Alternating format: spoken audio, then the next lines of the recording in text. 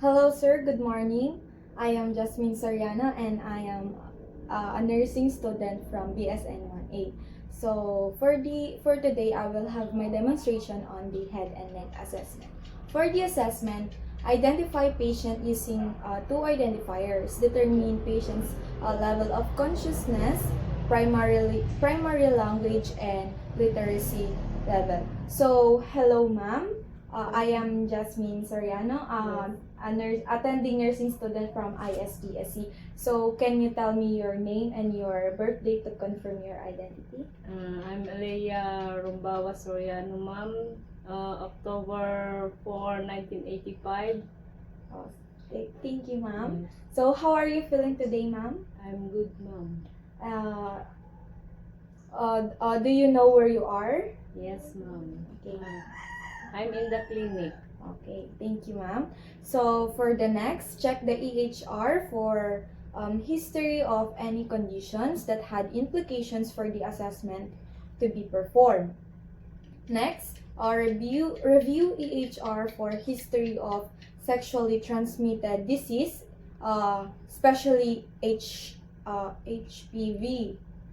Next, ask patients about history of headache, dizziness, neck pain, or stiffness in head or neck.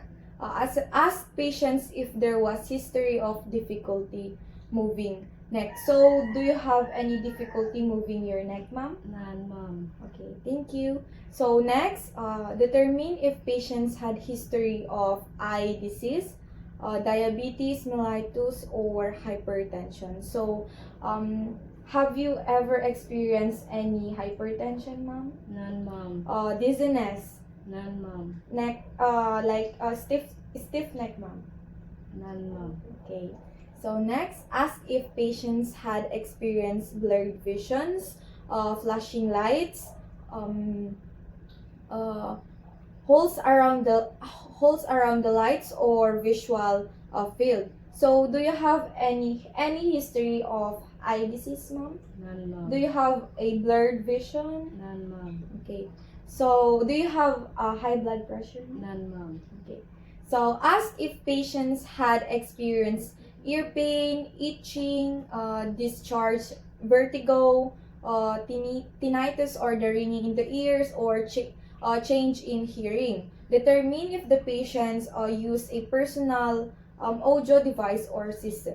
So, have you any had pain in your ears, ma'am? None, ma'am. Do you use any visual hearings? Sometimes I use headset.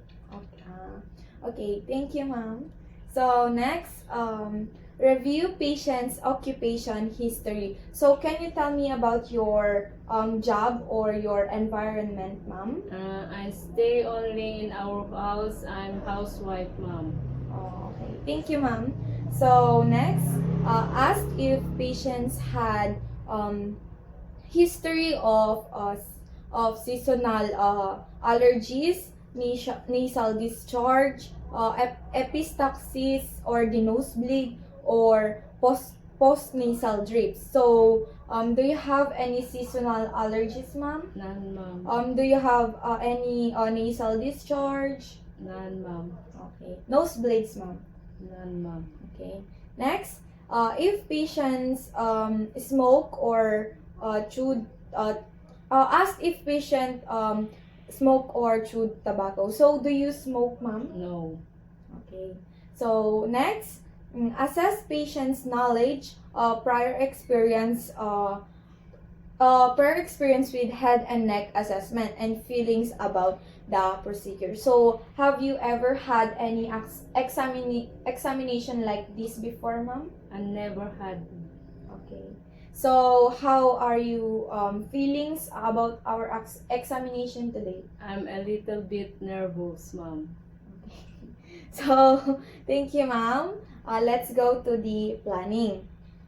So, the first one is determine expected outcome. Determine expected outcomes following completion of procedure. Next, prepare patients by explaining procedure. So, I'm going to examine your head and neck Ma'am, so I'm going to touch you. Is that okay with you, ma'am? Yes, ma'am. Okay. So next, anticipate topics for patient teaching. Next, perform hand hygiene.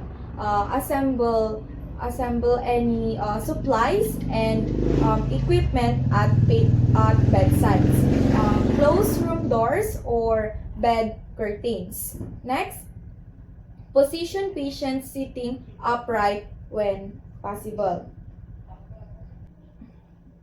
So let's go to the implementation. So inspect head's position and facial features and look for symmetry. So but before that, I'm going to put my gloves.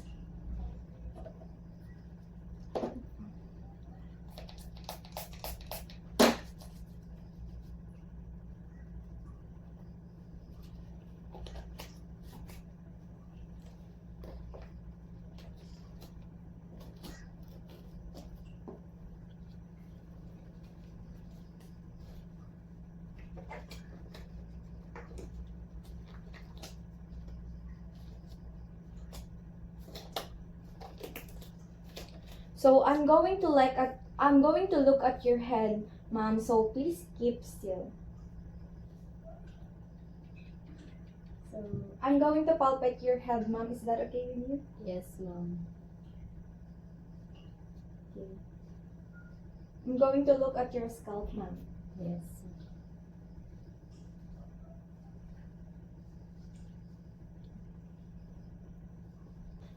So the next one is to assess eyes. During examination, include patients inspect position of eyes, eye colors, condition of conjunctiva, and movement. So I will check your eyes now, ma'am. Yes. So I will touch your face. Is that okay with you? Yes, ma'am.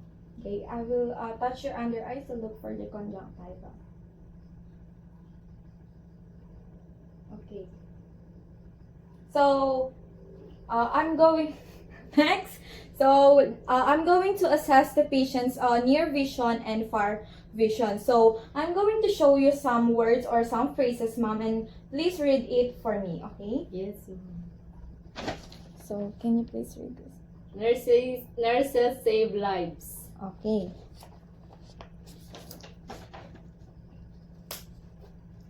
So, next, inspect pupils for size, shape, and equality. So, I'm going to show you this, ma'am, and please tignan mo po kung saan ko ilalagay so I can check your pupils.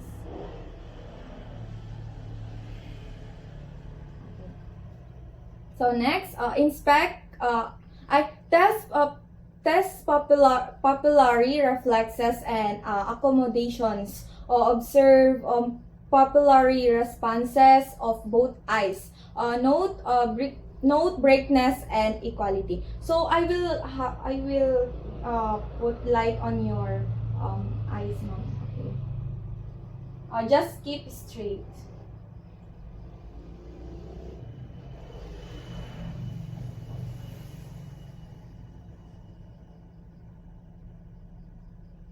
Okay. So next, assess the ears. So during examination, include patient's teaching. So for the first, inspect outer ear and external auditory canal. So gently press against tragus and ask if patients noted discomfort. So, I'm going to touch your ears, ma'am. Is that okay with you? Yes. Okay. I'm going to put my fingers into your ears and tell me if you feel any pain or discomfort. None, ma'am. Okay. So, next, note patient's response to question and presence or use of hearing aid. Note if patients cup a band behind ear or third ear while listening. So when hearing loss was suspected, response to whisper voice one ear at a time. So standing behind and to the side of patients. Enabled exhaled and whisper into ear using a random combination of 6 letters and numbers. So repeat gradually, increasing voice intensity until patients correctly repeated the words. I'm going to whisper you some words or numbers, ma'am, and please repeat it to me, okay? Yes, ma'am. But before that, I will speak to the camera first so they will hear what I have whispered to you. 218. Okay, next. 2118. No.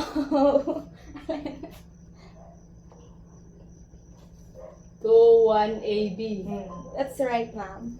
For the next one is to inspect the nose. So for the first is to inspect externally for shape, skin color, drainage, and presence of deformity or inflammation. Note color of mucosa and any lesions, discharge, swelling, or presence of bleeding. So if drainage appeared infections, consult with healthcare providers about obtaining a specimen. So I will touch your nose, ma'am, to inspect your... Yes. Okay. So I will have my lights. Can you please? No.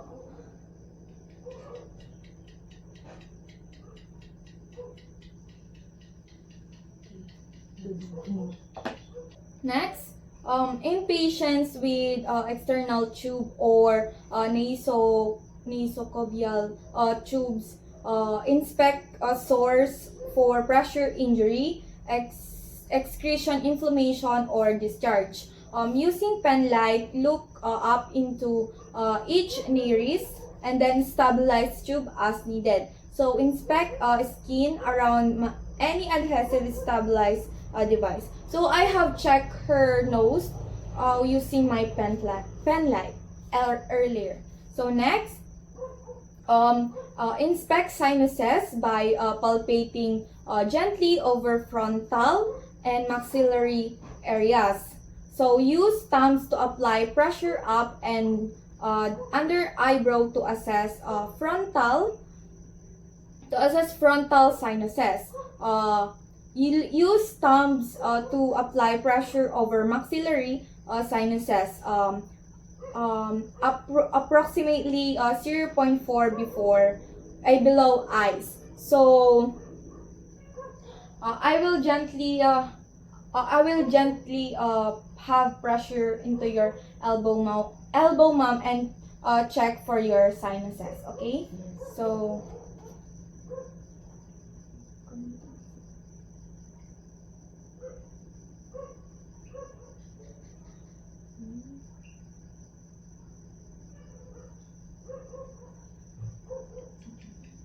Next, assess mouth.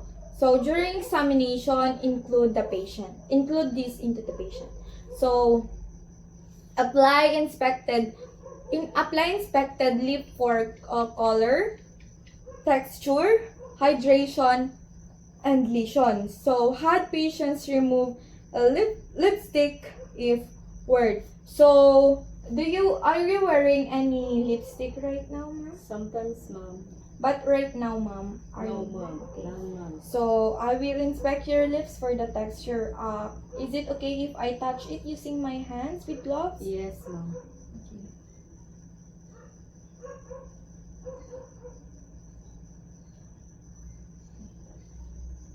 So next,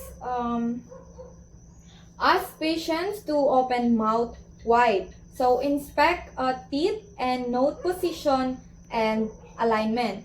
So, note for color of teeth and presence of dental caries and caries, tartar, and eye extraction sites. So please open your mouth, ma'am, so I can inspect your whole mouth.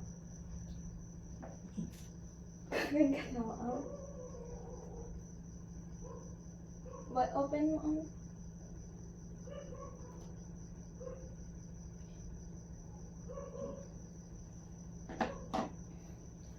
next, inspect mucosa and gums. Determine if patients wore dentures or retainers and if they were comfortable. Remove dentures to visualize any palpate gums. Use tongue blade to lightly depress tongue and inspect oral cavity with pen light. Inspect oral mucosa, tongue, teeth, and gums for color, hydration, texture, and obvious lesions. So, since I don't have any tongue depressor, I will just inspect her mouth for the gums, for the color of the gums, tongue, and the teeth. Again, ma'am, can you please open your mouth for me?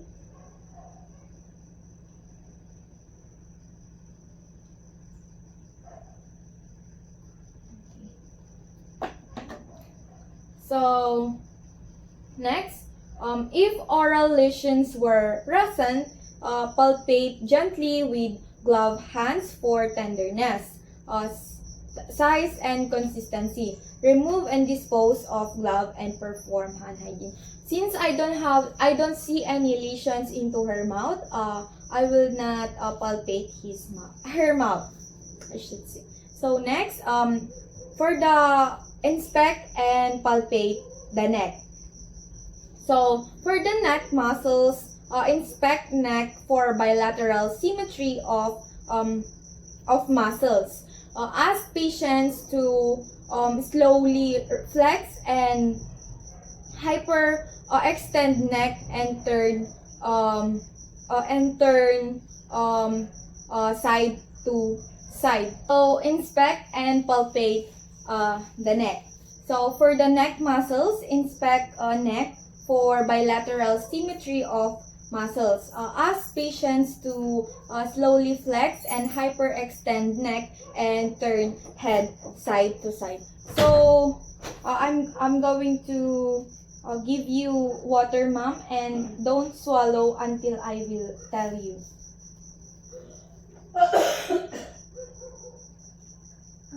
Pahingal alimunan, ma'am. Tapay lang yung pilibig mo. Ay, yung ibat mo. Okay. So, swallow it, ma'am.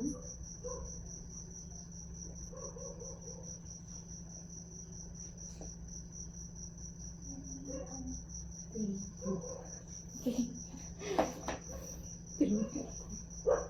So, the next for that is to assess for the movement of the head. So, please look into the right, ma'am. Look into the right with your neck. Right and left. One again, ma'am. Right and left.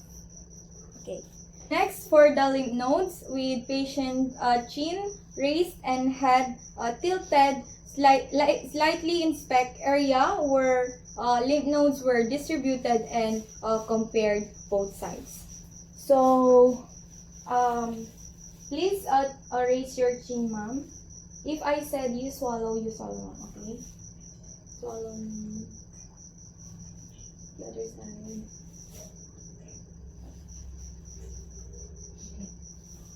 So, to examine the lymph nodes more closely, had patients relax with neck flex slightly forward to palpate forward to palpate stood to side of patients and use pads of middle 3 fingers of hand. Palpate gently in rotary motion for superficial lymph nodes. So, I'm going to touch your neck, ma'am. If I said again to swallow, swallow. Okay. 3 fingers. Chin raise. Swallow, ma'am. Again.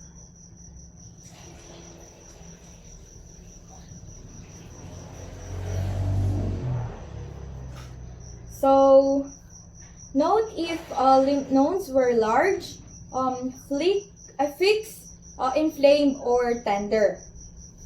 So, next, discard used supplies and gloves in proper receptacle. Proceed to next examination or help patients to comfortable position, and then perform hand hygiene.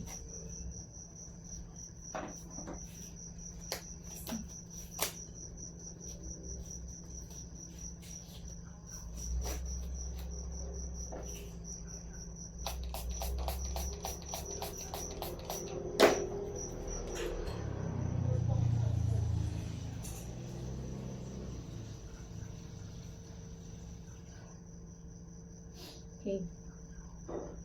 Place nurse call system in accessible location within a patient's reach. Raise side rails as appropriate and lower bed into lowest position, locking into place. So for the evaluation,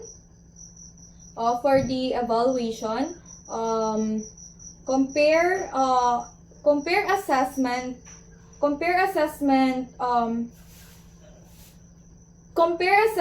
findings with normal assessment characteristics, or perform assessment. Ask patients if feels